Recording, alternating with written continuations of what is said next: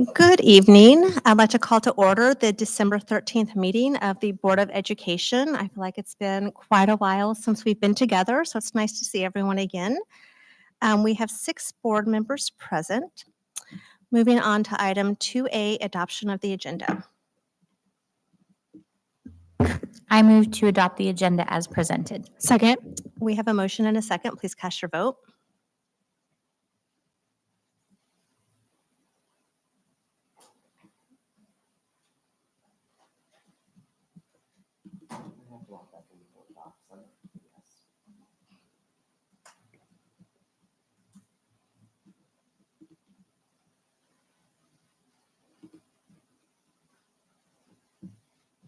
Motion passes 6-0.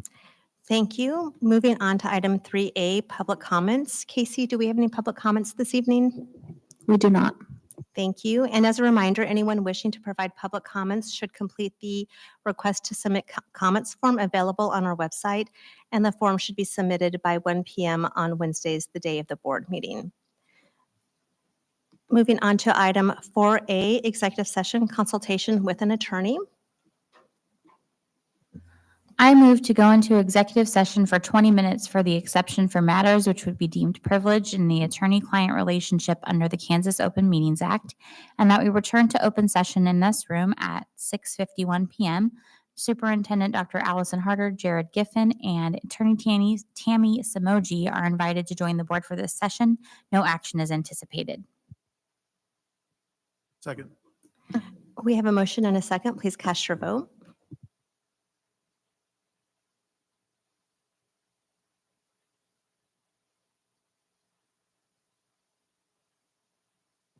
Motion passes 6-0.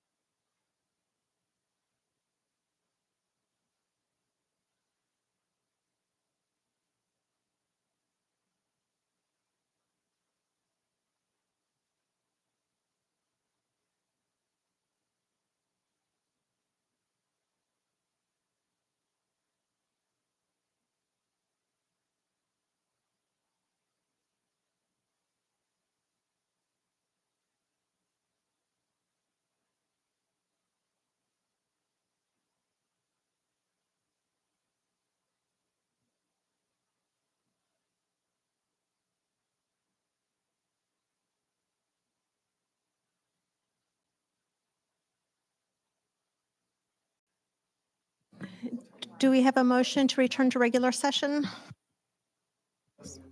Second. We have a motion and a second. Please cast your vote.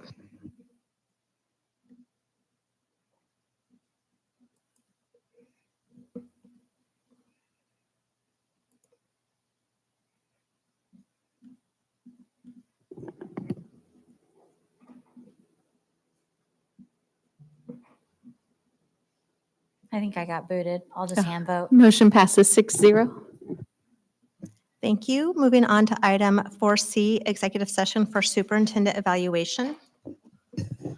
Madam President, I move that we enter executive session for 15 minutes to discuss the superintendent evaluation pursuant to the non-elected personnel exception under COMA, and that we return to open session in this room at 7:09. Dr. Allison Harder, superintendent, is invited to join the session. A second. We have a motion and a second. Please cast your vote.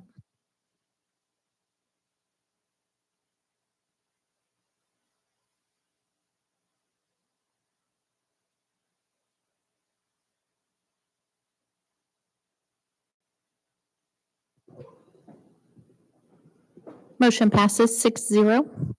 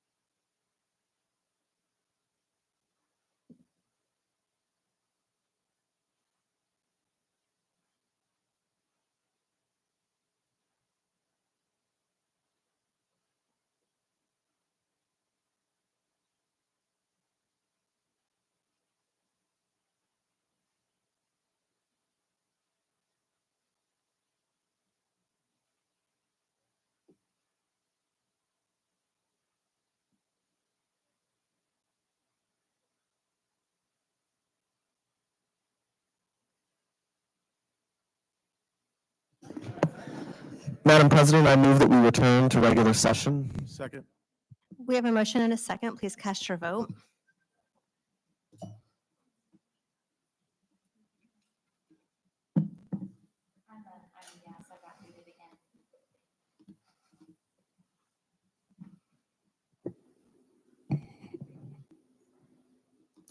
Motion passes 6-0.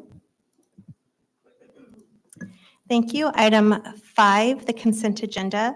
The items listed on the consent agenda are considered by the Board of Education to be routine business items. Approval of the items may be made by a single motion, second, and majority vote with no separate discussion of any item listed.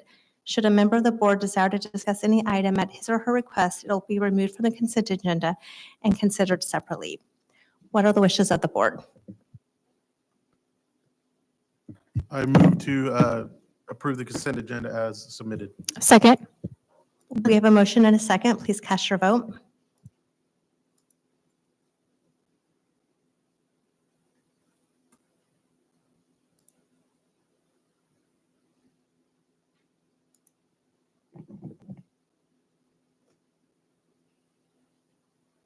Motion passes 6-0. Thank you. And anyone looking at that list of consent agenda items, there are 8 donations on the consent agenda tonight. So I want to thank everyone for their generous donations to all of the different programs within our district.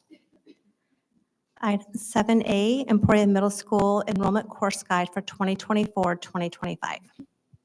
We have Mr. John Martin, Head Principal at Emporia Middle School, and Mr. Adrian Trujillo, Assistant Principal at Emporia Middle School. And this aligns with our improvement academic achievement for all students with our strategic plan. Good evening. We had a few changes to our course description guide from years past.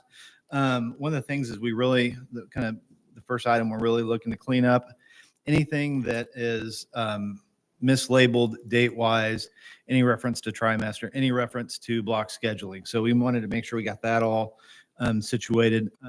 The second thing that we did is we wanted to add enrollment numbers to each of our courses to go along with the new board policy JBCC. We also had a few requests from staff to teach a different elective, and these would be core electives: 2 science classes and 1 history class, CSI forensics, 6th grade stream class, and then the Second World War.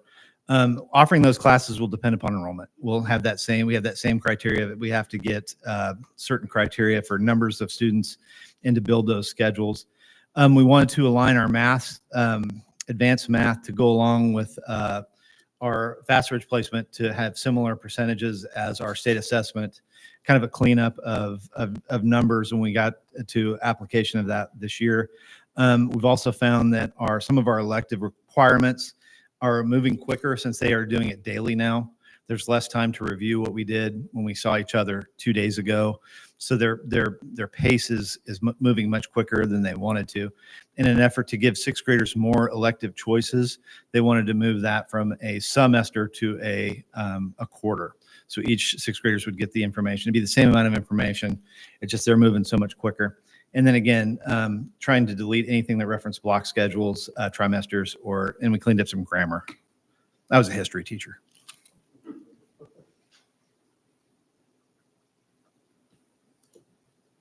Thank you. Do we have any questions?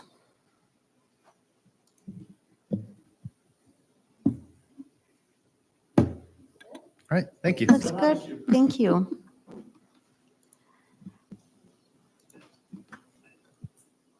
And this is an action item. I move to approve the Emporia Middle School course guide for the 2023-2024 school year as submitted. Second. I think that should say the 2024-2025 school year as submitted. We have a motion and a second. Is there any further discussion? Please cast your vote.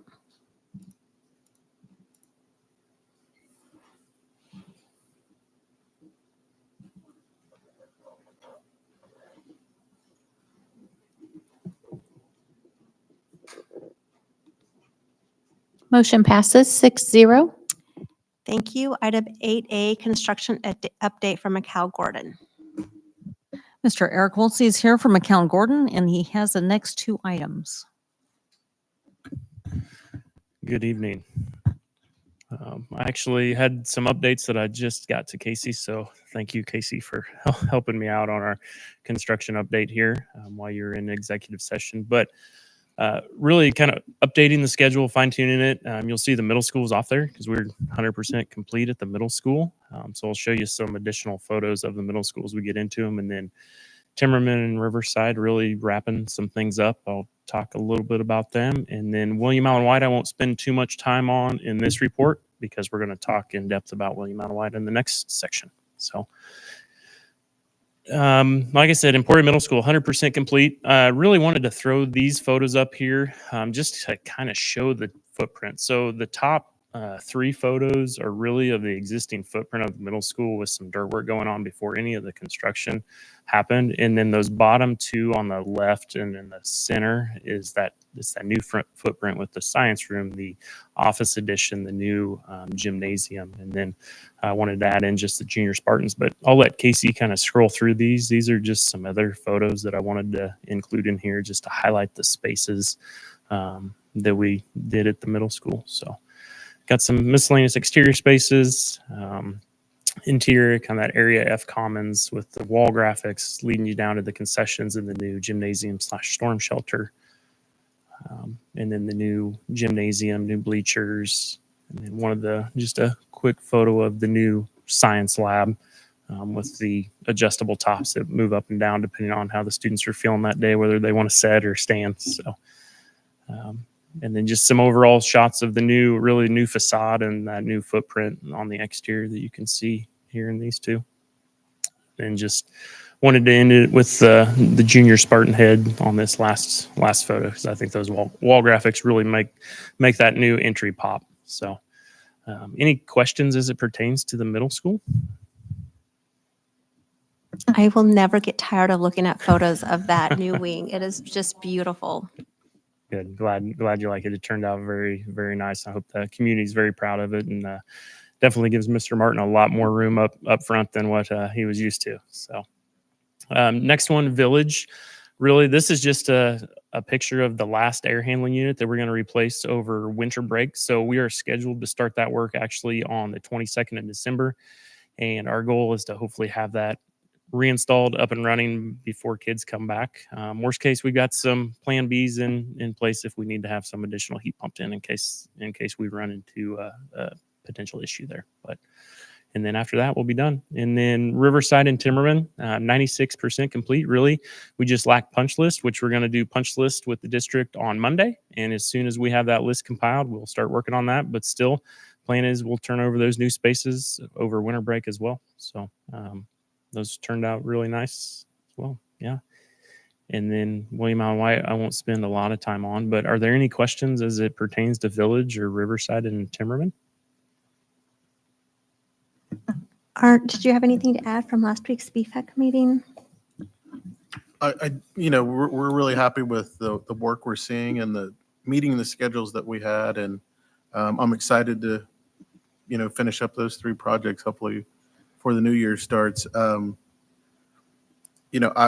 With Riverside and Elementary, I think we've heard a little bit from staff saying they're excited about those new spaces and also that space in the middle school that we opened up for kind of our intensive needs. So everything seems to be, not going to come together for us.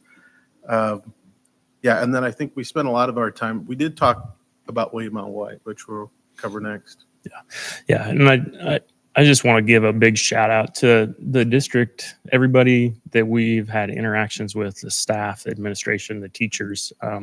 They've all been very flexible, and that is greatly appreciated in the construction field. You don't always find that, and I know seems like everybody is excited to jump into the new spaces and see what's taking place, and your willingness to work with us is more appreciated than I can explain, and you never know. So thank you very much to your staff. Great. Well, thank you. Any other questions, feedback before we move on? Okay, so we'll go on to item 8B. Are we going to 8B? Yeah. Okay. Are we going to 8B? Yep. Sorry.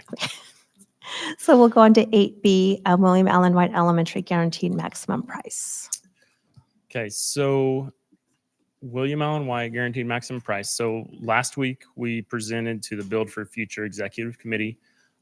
Really want to start the presentation out of giving a building overview on the spaces that are being renovated, new additions. So kind of there's a legend up there you can see, but on the west side, the exterior on the site, we're adding parking along the west side, roughly about 20 to 22 stalls there. As I know parking is a premium there as well, just like the other schools. And then all those green colored areas that you see is the existing footprint of the current building. So any area in green is being renovated. So new office space, it's being enlarged similar to Village and what we did at Logan. So we're going to take over a classroom, enlarge that space.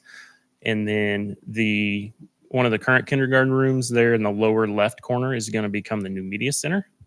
And then there's 2 kindergarten rooms on I'll call it the southmost or the bottom of the page there in the middle that we are going to increase the restroom size in there to make it ADA compliant. So those rooms will get a facelift.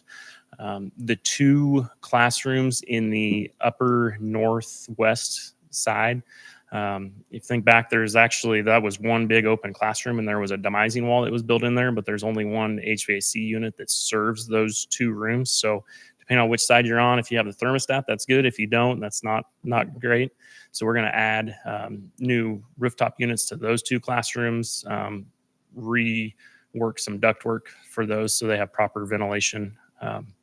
And then all the corridors that you see there in green, there's being added HVAC because currently right now there is no HVAC, so no heating or cooling in those corridor areas. So that is being added. That was something that kind of came into play a little bit later after the last budget update of design development, which we'll get into, and you'll kind of see that pricing progression. But the purple is all new addition. So the addition that is closest, or the area that is closest to the existing building, that is becoming the new music room.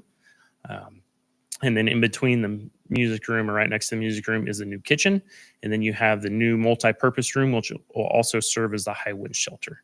And then we have some miscellaneous site work there to make the grades work, new sidewalks, new areas for food service to bring food into the kitchen or supplies into the kitchen. So any questions as far as that? I know that's a really quick rundown of kind of that scope. Okay. So a little bit about a project timeline. So the first part of November, we received 100% construction documents from HGK. So we took those, we put those out to the market for bidding purposes.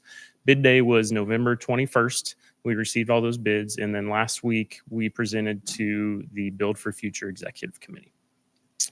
And so what we presented on was a construction cost, or guaranteed maximum price, of $5,837,597.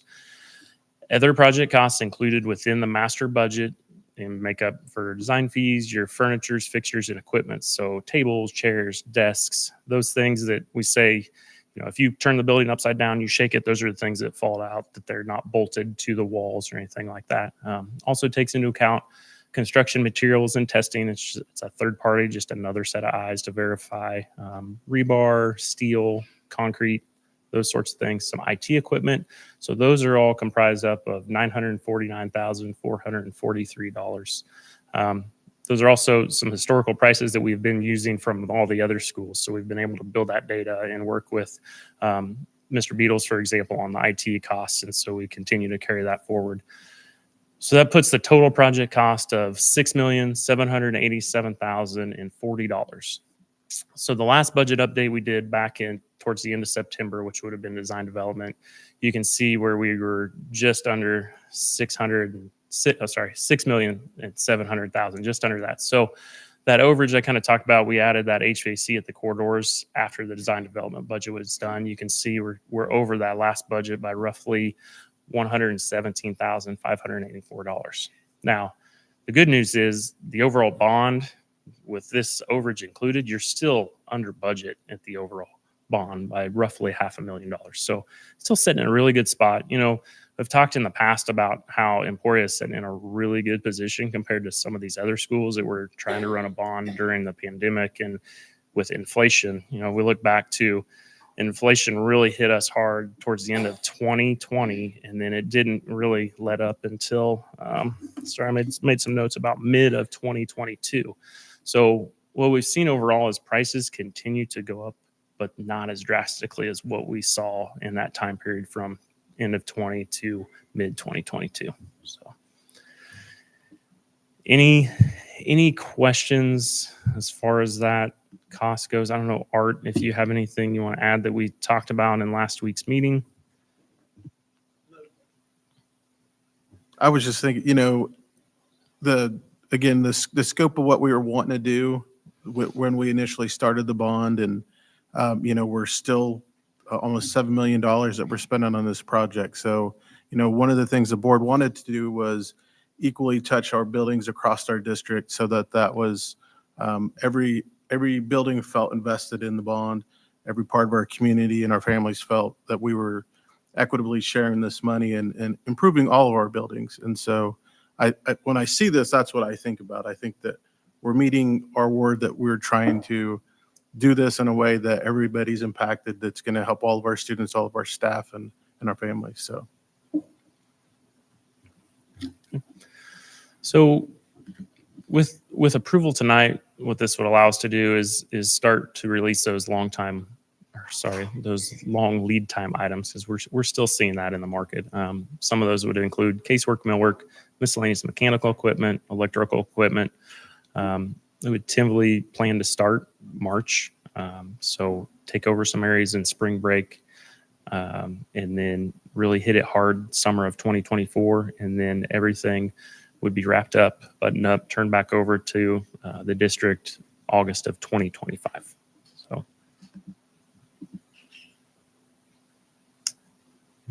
yeah. Any questions?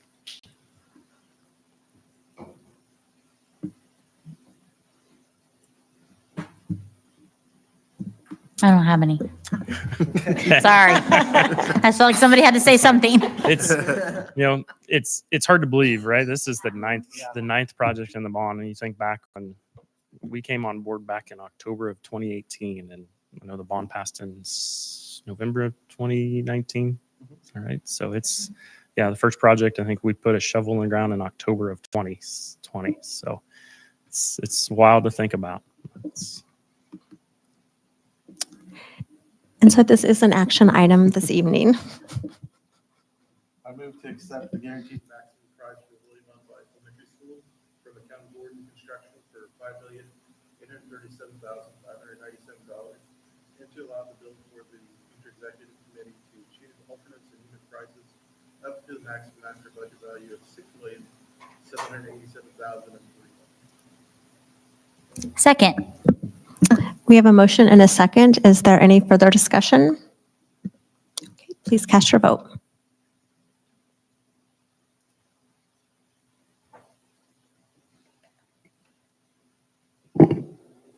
Motion passes 6-0. Thank you. Thank you very much. And yes, thank you. Item 8C, bids for Riverside Elementary and Timmerman Elementary furniture, fixtures, and equipment. Mrs. Pam Stranathan, Assistant Superintendent of Business Operations, sharing information. I turned it on this time. The bids that you'll see there is for the FF&E for Timmerman and also for Riverside. Navrats won both of those. And just to share, Lakeshore Learning came in with their bid package, and when you look at the pricing on that, their items did not meet specifications. So that would be why they would not be considered with the pricing they had coming in. So, any questions on? Thank you, Pam. This Yep. is an action item. I move to accept the low bids for both packages at Riverside and Timmerman for furniture, fixtures, and equipment from Navrats as submitted. Second. We have a motion and a second. Is there any further discussion? Please cast your vote.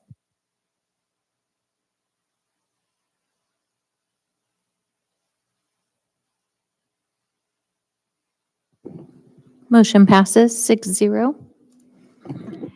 Thank you. Item 8D, adoption of policy JBCC, enrollment of non-resident students.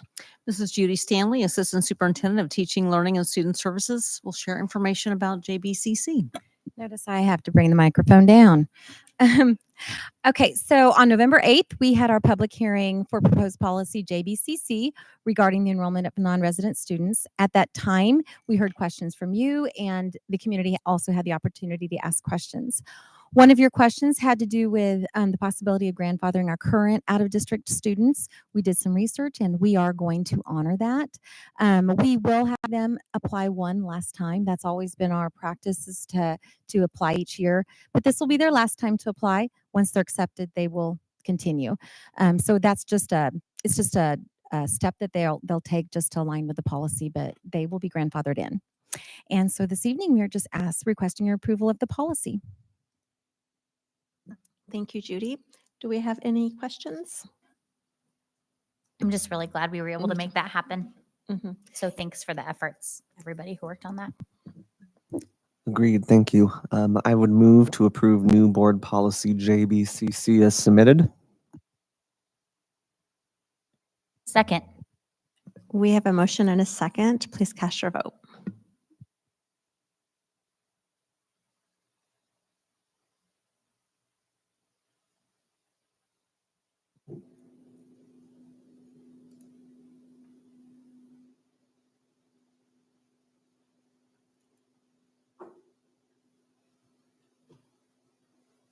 Motion passes 6-0. Thank you. Item 8E, policy updates from KASB. Okay. Mr. Jared Giffen, Director of Human Resources, is here to provide policy updates. Good evening. First and foremost, I always wait and forget this to the end, but I want to thank the policy committee for putting up with all of the emails and everything, putting eyes on these final policies. These are the last three policies from the June 23 updates. They usually send a pretty big package, so we try to break those up into a couple of chunks. The three that we have before you tonight are JBC, which deals with enrollment. All they really did with that one is took a lot of the information about non-resident student enrollment that you just approved in JBCC out of JBC. The second one is a new policy, JGFGA. It's the policy that relates to administration of Narcan or the opioid medications that we have on site. And then the last one is just really some clarification on policy KN on complaints and the role of the appeal person should there be an appeal to some of the complaints that could take place. Other than that, they're pretty straightforward. Are there any questions about those three remaining policies? Lillian, do you have anything? Okay. Mhm. Great.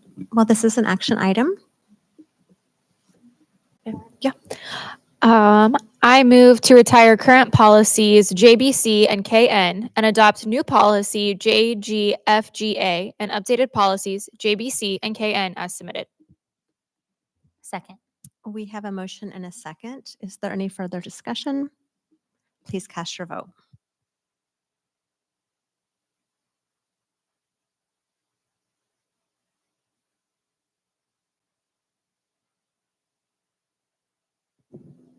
Motion passes 6-0. Thank you. Item 9A, DJFAB, administrative leeway, major electrical issue. Okay, so there is a discovery at the maintenance building of pulling away with the electrical cord. So very serious, it's on the exterior of the building. And so in emergency situations like this, we do have a policy that allows being able to move forward with the repair rather than putting it out for bids, which would delay it for months. So we wouldn't want anyone to walk near that and then cause any injury and anything worse than that. So that is a request. Gerald Schumann provided the quote.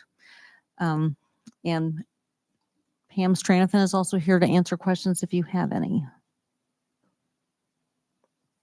Do we have any questions? I don't think so, other than to get it fixed as soon as humanly possible. Yeah. I, for one, am grateful that a policy like this exists. So we Yes, have the yes. flexibility just to take action. This is an action item.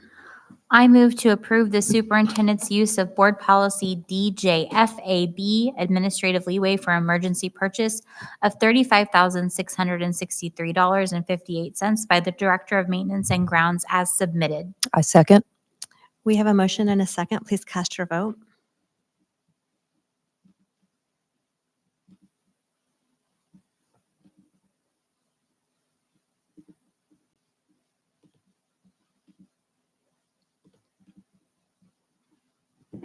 Motion passes 6-0.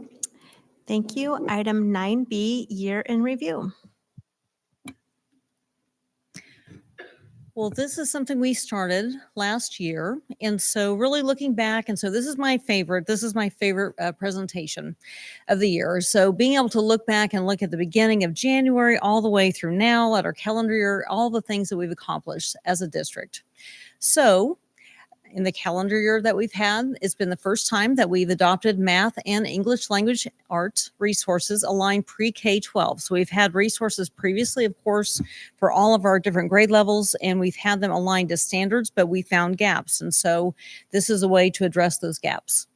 This is the second year of the math resource implementation, and we were really excited, as you know, that we saw student gains rather than that implementation dip that we were expecting.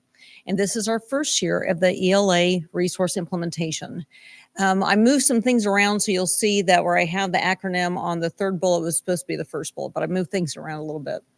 We had some increased productivity with staff members during vertical alignment. So Judy Stanley and the teaching and learning team worked with staff members. And so some of the things that they were working on was sharing key vocabularies, strategy at grade level, and then also looking at those gaps. So again, looking at that vertical alignment. There were a lot of aha moments. Teachers that were saying, oh, I didn't know that's how you did it. And we could make that adjustment so they're ready for that. So an example would be 5th grade teachers talking to 6th grade teachers in social studies. 6th grade teachers in social studies didn't understand why we had this amount of time for social studies. So having that conversation it made a big difference and also improved those relationships. So lots of great conversations. And so really being very intentional, teaching and learning, working with making sure that every grade level was working with the grade level above and below. So they had that continuity and true vertical alignment, not vertical alignment, elementary, middle school, and high school, but really all the way through. Also differentiated PD for new certified staff members. And something that we would like to, and we've talked about for a long time, is how do we differentiate professional development for all of our certified staff and classified staff members. So differentiated for new teachers, really looking at what do the new teachers need, especially our teachers that are on that para to teacher pathway, for example. So they're continuing to work on grow that for next summer as well. We had our district t-shirts, district-wide t-shirts with mission statement, and our first annual tailgate with staff and their families. We had a lot of hot dogs that were left over, so we're going to be careful about how do we have that at a time that maybe homecoming wasn't the best time. Spring 2023. So we had 4 professional development sessions that really worked on student behavior. That was something that we heard through the state survey, through just our listening tours. You were hearing concerns about student behavior. So how do we address that? We were already addressing it, but we became much more focused on student behavior.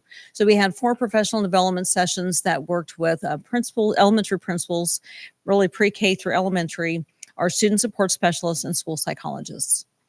Fall and winter, so what's been happening since the fall has begun, we've had 7 sessions offered by Erica Mickelson going out to pre-K elementary, so rotating and providing that in person, but also recording. So anyone who either wasn't able to make it or wanted to see that PD session could view that as well. Recently, we had a behavior specialist for elementary principals. Judy Stanley, Erica Mickelson, and I were in there and worked with elementary principals and really focused on what are the greatest needs of several students and looked at what are some different environmental shifts that we could make, as well as teaching students the skills, because they need to teach the skills so they can actually implement them, apply them in a classroom. And then recess, PE, different structured times.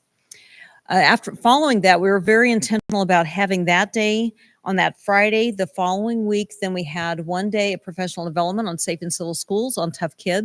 and then a half-day PD for Encyclopedia of Behavior, which is amazing. If you haven't seen it, it's a very thick resource, and it has all different types of behaviors and then different interventions that can be implemented. So that's an amazing resource. And then half a day for early behavior intervention. So a lot of time really spent working on student behavior and how we can support our students and our teachers and staff members. Really looking at re-implementation of our sheltered instruction observation protocol. So as we've had students coming in more than ever that don't have English as a first language, how do we provide that support to those students in particular, but then all of our students? So SIOP is something that we've had years ago. We're trying to remember when that was. 20, 25 years ago, maybe when this first started, but it's really about good instruction. So bringing that back, and that training has been happening. Very, very, very excited about our 4 childcare classrooms for staff members, non-school age children. That has been going very well.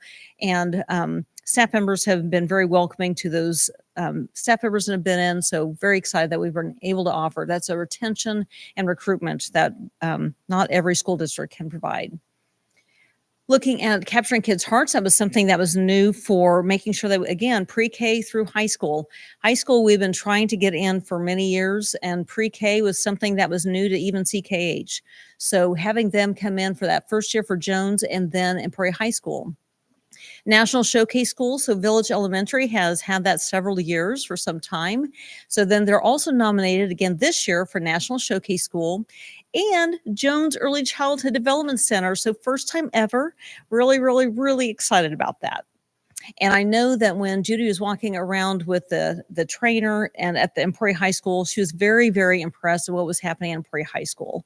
So we talked a little bit about what that baseline was previously and where they're at now. It has been amazing.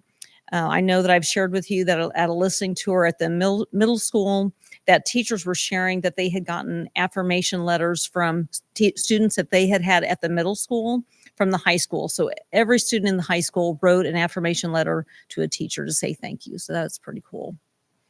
Increased student participation in CTE pathways. Very happy about that. Very proud of that. And increased staff participation in wellness program with a greater variety of activities. So again, that was something from listening tours as we were getting input on recruitment and retention. How do we continue to keep our teachers, our classified staff? And that was one thing they said is we feel really isolated sometimes in our own schools. How do we get to know staff members across the district? So they did something like planning on a trivia night, did a scavenger hunt. So they've been really, really excited about that. Final payment of premium pay through ESSER funds. So that's coming to a close. One thing that we really need to acknowledge is a reorganization of the business office. That has been something that has been a little bumpy, and making sure that especially our local vendors, but all of our vendors are paid in a timely manner, and that we are getting, so we can continue to get the high quality services that they provide. And that's very, very important for our relationships. Progression and improvement of finance and business operations. So Pam Stranathan, Kate Cape, and the business team has been working really hard, as well as with HR. How do we make that onboarding process very smooth, make every single staff member that we hire feel very welcome and then supported as they work through that? And then again, how do we make sure that there's a question about a time card? How do we answer that quickly? So we were able to hire some pretty amazing people. So we had some amazing people who retired. We also hired some amazing people. So passing the torch, Pam came on permanent assistant superintendent of business operations, director of food service. So I saw David today. He was very excited. So he's working really hard. David Carlson, director of maintenance and grounds, Corey Nicolette. Pam had to tell him to slow down because he was trying to do the work, I think maybe of 3 people, and to compress it in a short amount of time. And there's a lot of, as you know, facility needs that we have as a district, and he was trying to solve them all faster than really what he was able to. So he's slowing down, but really doing an amazing job. And we did recently add an assistant director to help him as well. So that's been amazing. Our director of business. So Kate moved into that position and is doing a really good job, working really hard. Supply specialist, Carrie joined us, and that was something that was new, and she's been a great organizer. So Carrie Paul has been a great addition. And then Principal Logan Avenue, Walker Ayers, joined us as well and has been doing a wonderful job. So as we look forward to our future, of course, our main focus is always student success in all of those areas, and that we continue to use evidence-based resources and practices. We want to have increased staff retention and fewer retirements. So we're in a good place right now. So even though we had another retirement, still we are below where we were in previous years. So that's exciting. And then how do we increase those hiring? So how do we get those strategists hired and then continue to retain our staff that we have now? Continue to improve our culture and climate. That's very important across the district through communication and relationships. And then we kept the pending sale for Maynard because that's Friday. So Friday is closing day. So we are trusting that all of that is going to work. And then we are starting that process for the disposal of Kansas Avenue through SB 113 requirements. There's already been a little bit of interest, even though we're just starting that process. So that's exciting.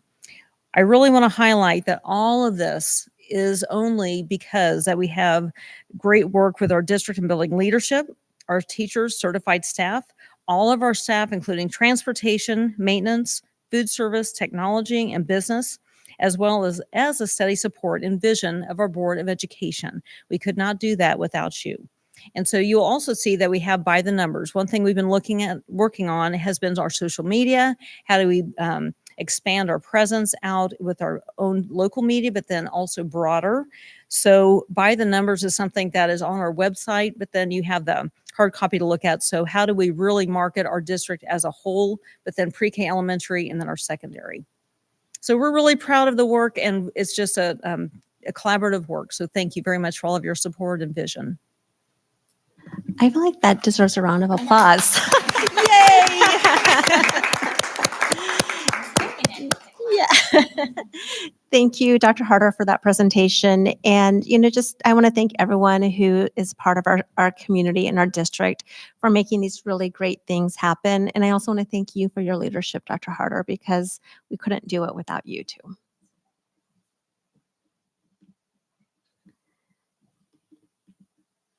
The next item is item 11, public notice of future meeting dates. Moving on to, oh gosh, I always skip that. We have board reports. So Leslie.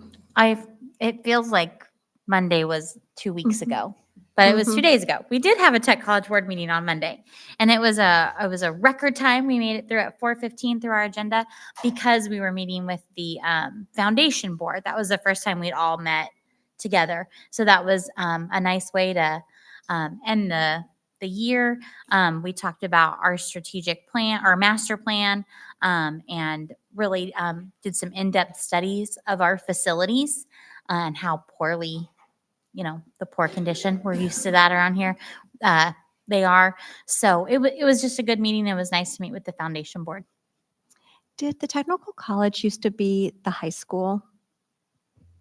The building? Was that where the high school used to be?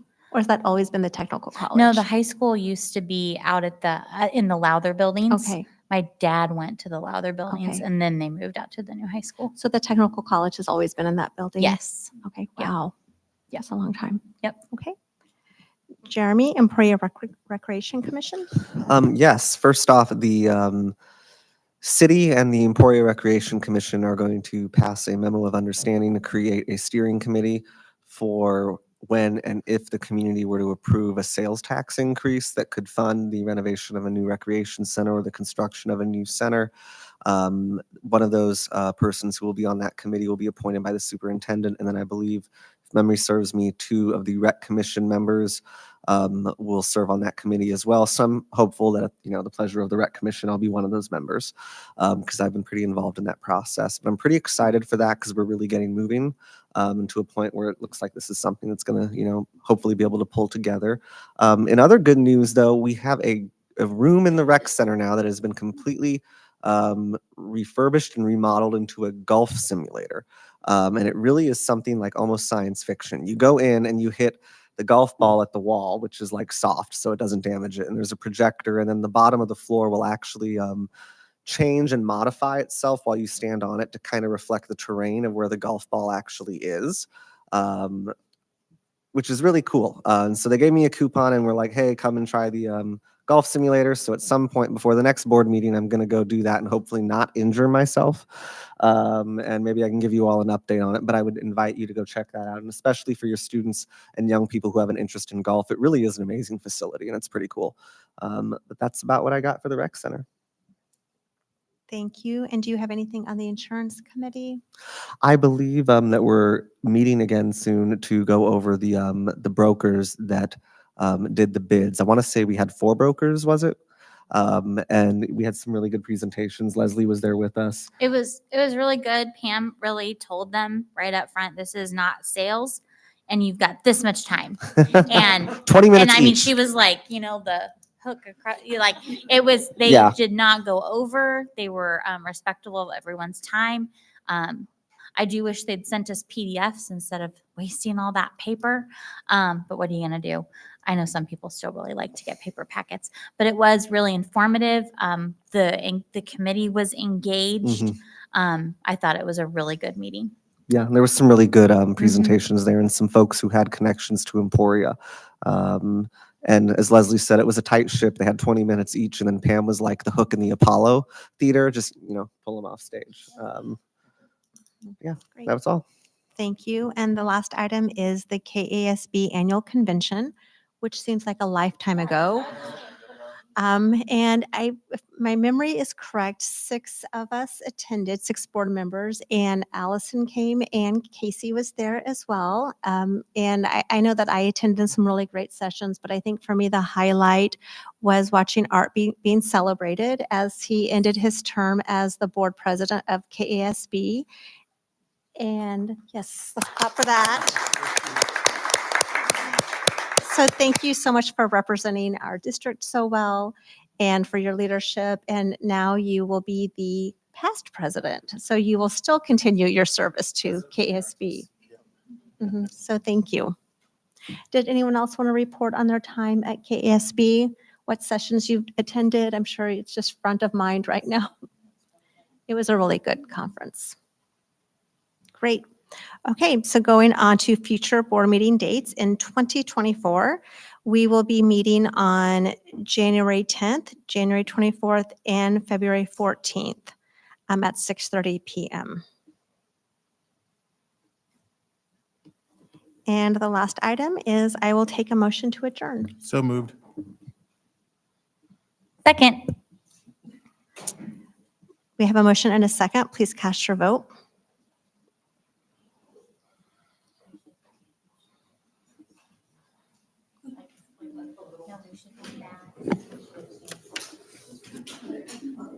Motion passes 6-0. Thank you, everyone. Good evening.